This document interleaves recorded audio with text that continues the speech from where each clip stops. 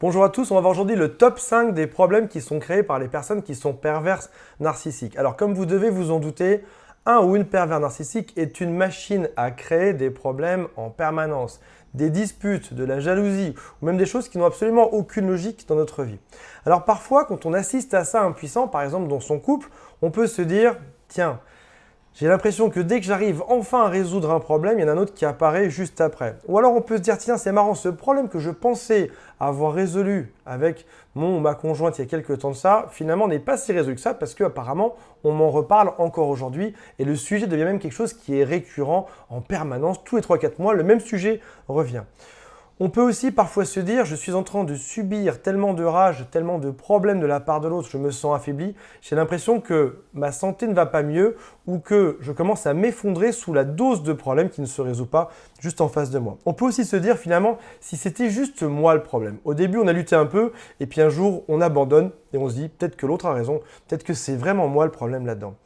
Et on peut aussi se dire finalement, l'autre me démontre en permanence que c'est moi a priori qui ai beaucoup de soucis. Si ça se trouve, l'autre a raison. Et au final, on en vient à espérer que ça va se résoudre tout seul. Malheureusement, on se sent affaibli, on se remet en question, on n'arrive même plus à avoir de discernement sur une situation. Au début, on pensait savoir ce qui était le vrai du faux. Aujourd'hui, c'est flou, c'est comme une espèce de brouillard, une espèce de bouillie dans lequel on n'arrive même plus à discerner quels sont les points sur lesquels on a raison, quels sont les points sur lesquels l'autre a raison. On se sent donc dans le brouillard, qui est une phrase qui revient très souvent en coaching. Les gens me disent, je me sens comme dans le brouillard, comme dans la fumée, je ne sais plus exactement où je vais.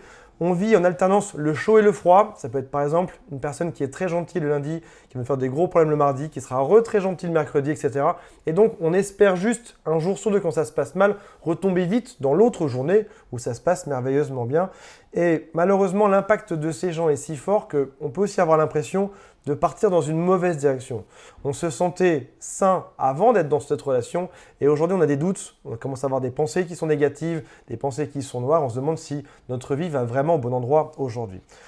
Aujourd'hui, si ça peut vous rassurer, vous n'êtes pas les seuls à vivre ce genre de choses. Tous les gens qui sont victimes de pervers narcissiques ressentent exactement ce genre d'effet, ce genre de choses. D'ailleurs, je compte sur vous pour mettre un commentaire en dessous si vous avez vécu ça ou si vous êtes en train de le vivre aujourd'hui, juste pour que tout le monde soit rassuré de se dire je ne suis pas le seul, d'autres vivent exactement la même chose que moi aujourd'hui.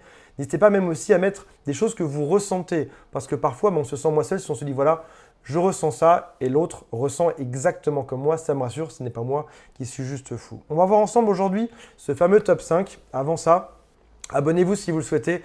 Vous êtes légion aujourd'hui sur cette chaîne. Vous pouvez aussi appeler l'un des mercenaires qui a rejoint l'équipe du gang qui lutte contre les pervers narcissiques, c'est Thierry. Vous pouvez l'appeler juste en dessous, il y a un lien pour l'appeler du lundi au vendredi, c'est gratuit. Vous ferez un point gratuitement pendant une demi-heure pour savoir dans quelle situation vous êtes aujourd'hui et comment faire pour vous en sortir. Et il y a aussi un quiz qui s'appelle « Est-ce que je suis vraiment en présence d'un pervers narcissique ou pas ?» C'est juste en dessous, c'est un test qui se fait en moins de 30 secondes. C'est le test officiel créé par des psychologues américains il y a une vingtaine d'années de ça. Alors, la toute première chose que vous avez dû remarquer, c'est que le ou la pervers narcissique a tendance à mettre tout le monde de son côté. Alors, si c'est ses amis, pourquoi pas à la limite? Quand ça commence à devenir les vôtres d'amis, ça commence à devenir un peu plus problématique. Mais ça peut aussi aller plus loin. Ça peut être par exemple vos parents ou alors ça peut être aussi les enfants que vous avez eu ensemble. Vous avez l'impression que tout le monde a un espèce de lavage de cerveau et c'est comme si c'était une espèce d'aliénation mentale. Ils vont par exemple apprendre aux enfants à détester les mêmes personnes que eux-mêmes détestent, mais sans aucune raison. Juste pour détester ce genre de personnes, pour penser comme ci ou comme ça, ou même pour vous détester vous-même, pour vous isoler du reste de la famille. Donc au final, lorsqu'ils font ça, lorsqu'ils mettent tout le monde de leur côté et surtout pas du vôtre, ils se renforcent eux-mêmes et diminuent votre valeur ou votre estime de vous. Et si jamais une personne ne va pas dans le bon sens, par exemple si jamais vous avez un ami qui est de votre côté, vous pouvez être sûr que le pervers narcissique va vite fait faire tout ce qu'il peut pour sortir cette personne de l'équation pour que surtout il n'ait pas accès du tout à votre couple ou à votre relation aujourd'hui. Vous avez même peut-être parfois dans le couple un espèce de sentiment d'inutilité, comme si le pervers narcissique ralliait tout le monde à sa cause, les enfants qui sont du coup bizarres avec vous, qui ne se comportent plus de manière normale. Et souvent on remarque lorsqu'il y a séparation, les rôles se retrouvent, on est beaucoup plus heureux avec ses propres enfants parce qu'on n'a plus l'influence de l'autre qui est présente au quotidien. Deuxième chose, dans le top 5 des choses que peut vous faire vivre un pervers narcissique en termes d'embrouille et de bataille au quotidien, c'est un climat de rage, d'abus et de colère. Ce sont des gens qui sont très intimidants, ce sont des gens aussi qui vous rabaissent et il est souvent le cas qu'une personne victime d'un pervers narcissique subisse ce traitement pendant des mois, des années, voire même des décennies. On devient différent suite à ça. Quand on se fait harceler, parce que c'est à ça que ça s'apparente à du harcèlement moral, on devient différent et on devient ce que j'appelle dur au mal. C'est-à-dire qu'on a mal, mais on s'endurcit par rapport à ça. Quelqu'un nous fait souffrir, mais on a choisi de se déconnecter de nos émotions ou d'accepter tout simplement en disant c'est pas grave, moi je peux tout souffrir, tout subir dans mon couple. Par contre, il ne faut pas que ça touche aux enfants ou à d'autres personnes. À force de traitement négatif, on peut aussi avoir des dérégulations des émotions à terme. Alors heureusement, rien n'est définitif, il faut juste savoir que voilà, plus on est en contact d'une personne nocive et plus le mal sera grand. Et quand on en part, heureusement, on guérit en douceur, mais le temps de la guérison va dépendre du temps de la relation qu'on a passée ensemble. Troisième chose que vous avez dû remarquer dans ce genre de relation, c'est qu'ils ont des secrets qui sont bien gardés et que vous allez découvrir au fil du temps. C'est des mensonges qui apparaissent enfin au jour, qui sont enfin dévoilés. Par exemple, vous avez peut-être parlé à un ex de votre femme ou de votre mari et vous avez découvert qu'il y a des choses qu'on vous reproche à vous et qu'en fait, cette personne-là reprochait également à tous ses ex avant. Des choses qu'on vous incombe alors qu'en fait pas du tout. C'est juste que la personne que vous fréquentez aujourd'hui est comme ça dans son caractère. La réalité est totalement différente de celle qui vous avait été présentée. On parle de perversion narcissique. La perversion, c'est prendre quelque chose, le pervertir et le montrer différemment. Par exemple, si jamais je vous dis ce verre est rouge fluo, vous allez me dire non Antoine, il est blanc et transparent. La perversion, c'est de faire croire autre chose que ce qui est aujourd'hui. Alors, comme c'est un discours qui est bien rodé et qui est suffisamment malin pour être crédible, c'est des gens qui vont pouvoir vous faire des secrets sur par exemple l'argent. Ils sont peut-être parfois des gros comptes bancaires qui ne vous ont jamais dit ou peut-être qu'ils vous ont volé de l'argent sans jamais vous le dire. Il peut y avoir des tromperies, les parents découvrir que ce sont des gens qui ont deux familles ou qui ont des couples un peu partout. C'est des personnes saines qui ont été éloignées parce qu'ils ont osé les contredire et vous découvrez un jour que finalement, le pervers narcissique vous a décrit ces personnes comme étant extrêmement malsaines, mais quand vous les rencontrez, vous découvrez que ces gens sont plutôt gentils, sains et que c'est eux qui avaient raison sur la personne que vous fréquentez aujourd'hui. Et on a dit tout à l'heure, ce sont des comportements que vous avez vus dans votre couple, dans votre relation avec ce pervers narcissique, qu'on vous attribue comme étant votre problème et vous découvrez que par exemple, avec ces 5 derniers ex, ça a été exactement pareil. On vous accuse de mentir, ce n'est pas votre cas, mais bizarrement, la personne, votre pervers narcissique, a accusé de mentir aussi tous les gens qui étaient là avant vous et pour autant, c'est juste pas de votre faute. C'est juste que le schéma se répète et on vous attribue des choses qui ne sont pas de votre fait. Quatrième point dans ce top 5 aujourd'hui, c'est que ce sont des gens qui font ressortir vos pires côtés. On va partir sur Lacan et qui dit qu'on a tous une partie lumineuse et une partie sombre. L'être humain est fait comme ça et Lacan dit que, en gros, on devient heureux lorsqu'on accepte d'avoir cette partie lumineuse et quand on accepte aussi d'avoir cette partie sombre. On ne la rejette pas, on accepte. Oui, je peux être heureux 5 heures par jour, je peux aussi être triste, mélancolique 3 heures par jour. Ça arrive, il faut juste l'accepter. L'être humain est fait comme ça. L'être humain oscille, il peut être très heureux et très triste juste après. Sauf que vous avez l'impression que dans ce couple-là, c'est juste votre partie d'ombre, votre partie négative qui est en train d'augmenter. Vous ne vous reconnaissez pas là-dedans. Vous faites des choses négatives que vous n'auriez jamais faites auparavant. Vous piquez des colères, vous vous énervez, vous devenez extrêmement susceptible. Ce n'était pas votre genre juste avant. C'est comme si l'autre poussait vos boutons rouges en permanence, appuyez dessus pour vous rendre dingue. Vous ne vous reconnaissez plus et vous tentez de garder le contrôle dessus, mais ça devient une espèce de dure épreuve d'essayer de vous contrôler pour que cette partie lumineuse reste présente et forte et diminuer cette partie sombre. Malheureusement, l'autre fait tout pour, au contraire, vous faire exploser là-dedans. 5e point, qui est probablement le plus facile à voir parce qu'il est d'une évidence quand on est dans ce genre de relation, c'est un comportement passif-agressif. Vous vous sentez comme puni en permanence, mais ça passe toujours sous le radar. Par exemple, vous mettez une nouvelle robe, l'autre vous fait « Ah, cette nouvelle robe, elle est différente de celle d'hier. Hein. » Il n'a pas dit qu'elle était moche, il a dit qu'elle est différente en faisant une espèce de petite moue du visage.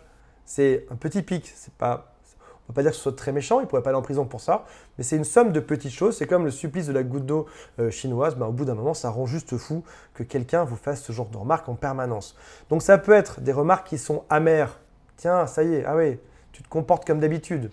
Ça, c'est pas très agréable à entendre. Ou alors, ça peut être des petits reproches du quotidien sur tout ce que vous faites, tout ce que vous ne faites pas, tout ce que vous auriez dû faire.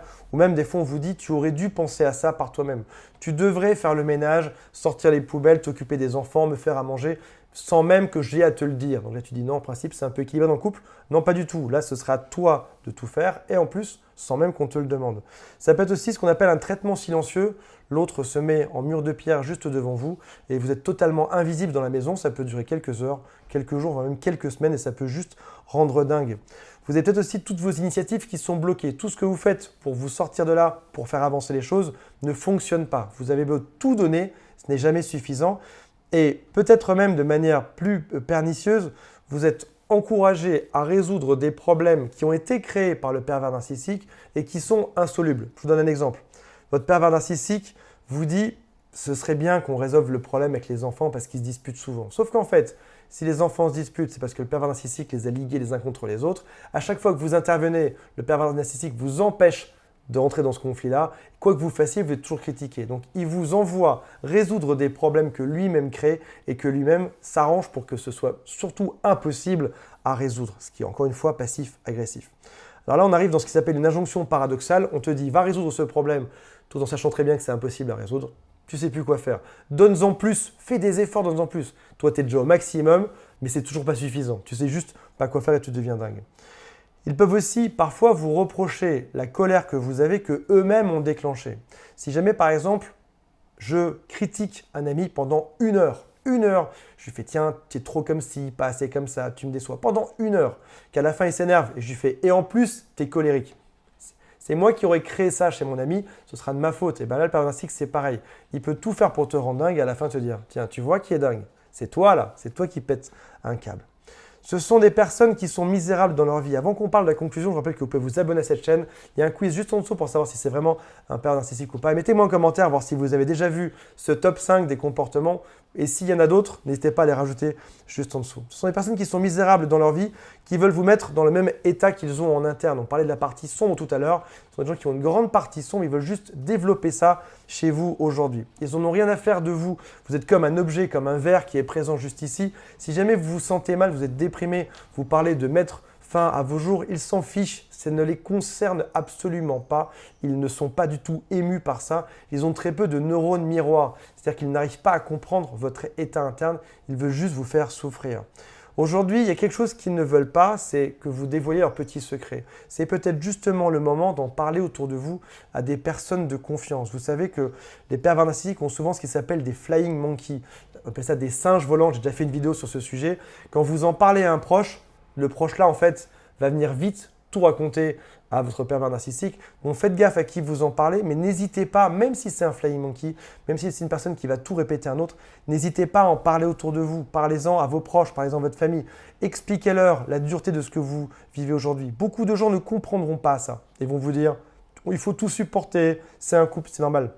Beaucoup de gens n'ont jamais vécu ça, ne peuvent pas savoir ce que c'est. Il ne faut pas leur en vouloir, il faut les pardonner. Il faut aller vers des gens qui ont déjà vécu ça, qui sauront exactement de quoi vous parlez, qui sauront compatir à votre peine. Vous pouvez aussi aller voir un thérapeute, psychologue, un psychiatre, appeler un membre de mon équipe qui est juste en dessous, qui s'appelle Thierry, prendre un rendez-vous avec lui pour aller mieux. Vous devez en parler aujourd'hui pour aller mieux, pour ne pas subir ça en silence. On tente de vous isoler, vous ne devez surtout pas vous laisser faire et rester isolé dans votre coin. Il y a des gens qui me disent parfois « oui, mais je suis timide, je ne sais pas exactement, j'ai peur de déranger ». Puis vous êtes quelqu'un sur Internet ou mon thérapeute, je ne sais pas qui c'est. Et les psychologues, est-ce que ça marche vraiment? Qu'importe, c'est le moment d'en sortir. Le pervers narcissique, c'est très bien que vous avez cette réticence à avoir la capacité de faire appel à quelqu'un d'autre. C'est le moment de lui prouver l'inverse. Vous êtes capable d'en parler. Vous êtes capable de dire ce qui vous arrive. Vous êtes capable de demander de l'aide, de demander des conseils, du support de la part de gens qui sont soit des amis, soit des professionnels. Voilà mes amis, j'espère que ça vous a parlé. Je vous aime. Likez la vidéo si elle vous a plu. Mettez un commentaire juste en dessous et on se retrouve demain pour une prochaine vidéo. Salut à tous, bye.